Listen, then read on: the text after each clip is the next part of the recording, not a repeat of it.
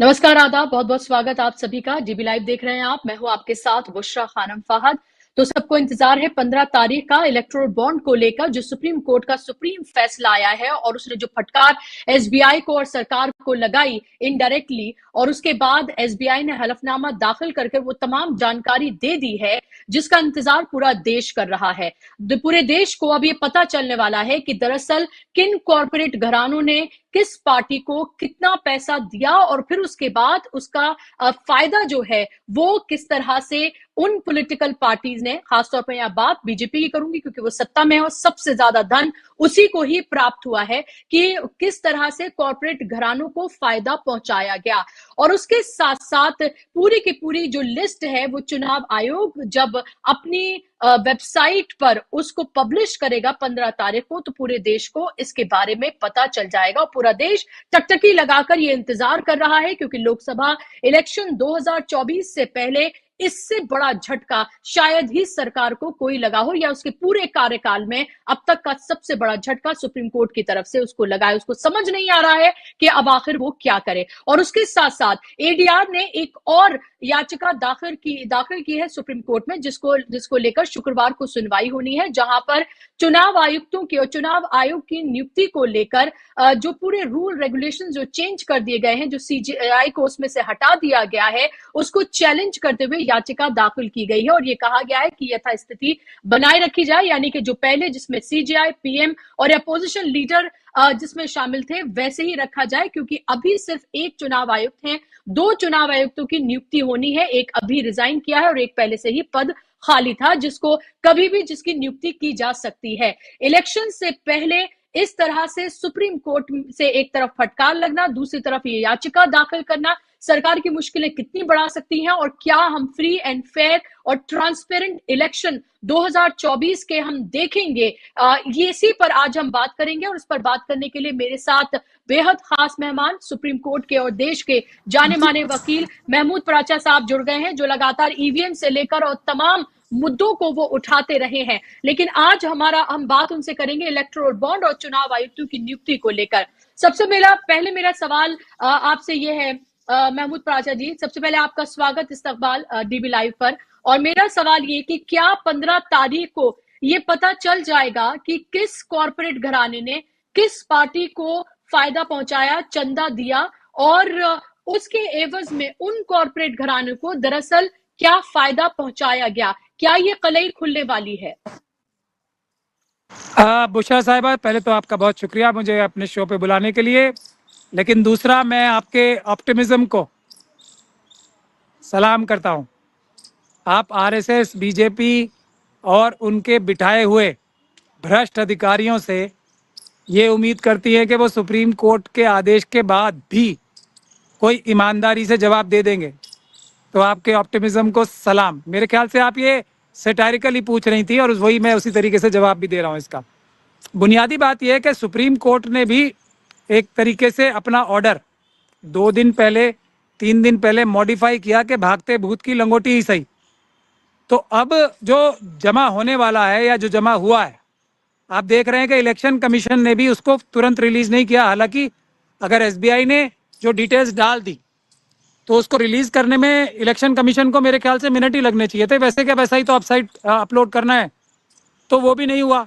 तो आप लोग समझ सकते हैं कि किस प्रकार से धांधली करने का पूरा तरीका, पूरा एक तरीके से निज़ाम आरएसएस और बीजेपी ने बना रखा है। और इतने आसानी से ये लोग अपने काले कारनामे, गंदे घिनौने कारनामे दुनिया के सामने नहीं आने देंगे। आप मुझे ये बताइए कि कोई पॉलिटिकल पार्टी दूसरी ये बोल रही है कि ये सबूत नहीं मिलने चाहिए सिवाय आरएसएस और बीजेपी के? किस पार्टी ने ये ऐसा गोरख धंधा पेश किया था दुनिया के सामने, बावजूद इसके कि इलेक्शन कमीशन ने और रिजर्व बैंक ऑफ इंडिया ने इसकी मुखालफत की थी? जिस चीज को सुप्रीम कोर्ट ने भारत के संविधान के खिलाफ बताया, उस अच्छे विचार को, उस मेरे ख्याल से बेईमानी भरे विचार को मार्केट में कौन लाया था, किसने इंप्लीमेंट कराया था? आरएसएस और बीजेपी ने, मोदी जी ने, अमित शाह जी ने, नड्डा जी ने और बीजेपी के सारे ऑफिस बेयरर्स ने। तो ये इनसे एक्सपेक्ट करना कि, और उसके बाद जब सुप्रीम कोर्ट का ऑर्डर हो गया तो उसके करीब 26-27 दिन बाद ये कहना कि हम दे नहीं पाएंगे, सुप्रीम कोर्ट ने भी उस पर टिप्पणियां की हैं कि हम दे नहीं पाएंगे, जो चीज फिर वो एक ही दिन में दे पाते हैं। अब इतने जी बड़े वकील को एंगेज करना, कितने पैसे खर्च हुए होंगे सालवे साहब को एंगेज करने में, क्या चीज छुपाने के लिए? ये कोई एडवर्सोरियल लिटिगेशन चल रही थी सरकार और सुप्रीम कोर्ट के बीच में, या सरकार और सुप्रीम जो जिसने ये वादी है? ये तो जब एक बार ऑर्डर हो गया तो सरकार की जिम्मेदारी होती है कि उसको इम्प्लीमेंट कराना। एसबीआई की जिम्मेदारी ये होनी चाहिए थी। इसके अलावा सेबी कहां सो रही है?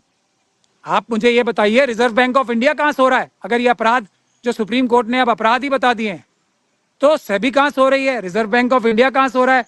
शेयर होल्डर्स जो एसबीआई के हैं, क्या वो कंप्लेंट नहीं कर सकते अब?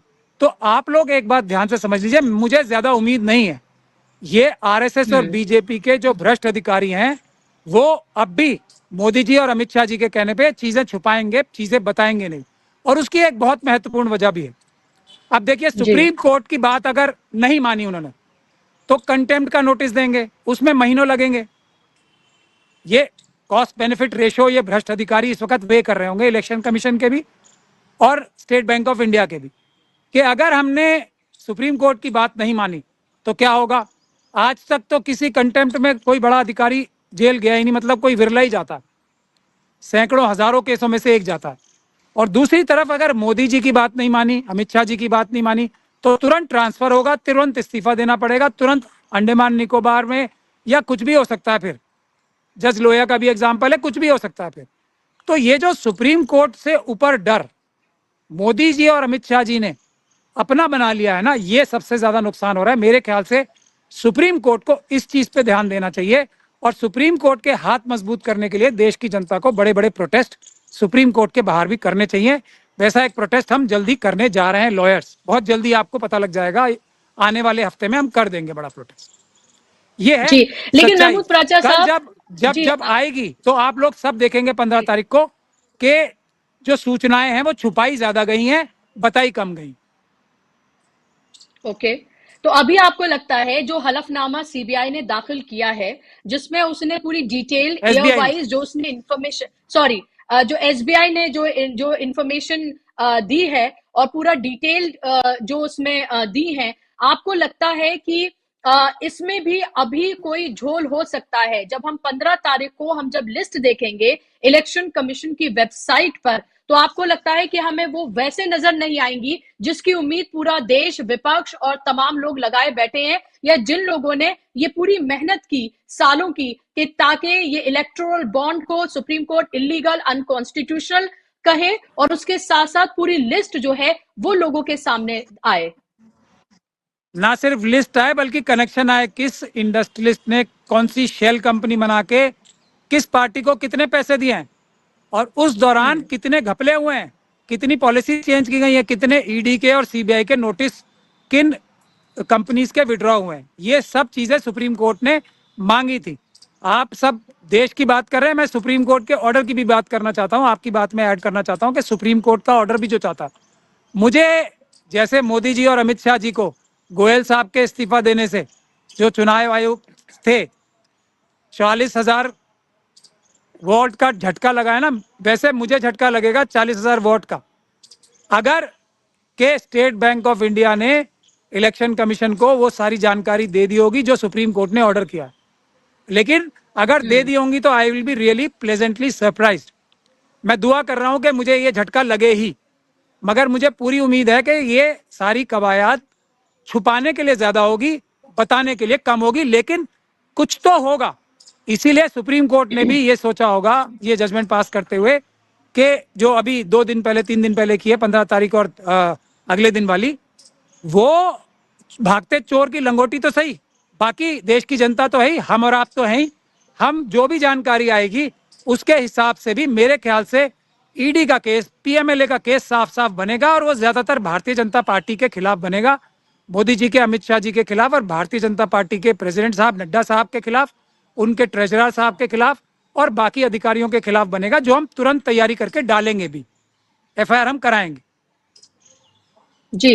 तो अगर अगर सीधे तौर पर कनेक्शन उसमें बैठ जाता है कि भाई इस कॉर्पोरेट घराने ने ये इलेक्टोरल बॉन्ड खरीदे और फिर उस इलेक्टोरल बॉन्ड को इस पार्टी ने इनकैश कराया और फिर उसके बाद जो पूरा खेल किया गया वो अगर जाहिर हो जाता है, वो सबके सामने हो जाता है, तो फिर अगला स्टेप फिर क्या होना चाहिए? चाहे वो आप जैसे वकील हो या फिर वो लोग जिन्होंने याचिका दाखिल की है या फिर विपक्ष की पार्टियां, उनका फिर अगला रोल क्या होना चाहिए?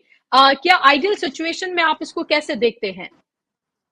आइडियल सिचुएशन में तो सुप्रीम कोर्ट को ही तुरंत सुओ मोटो डायरेक्शंस देनी चाहिए सेबी को।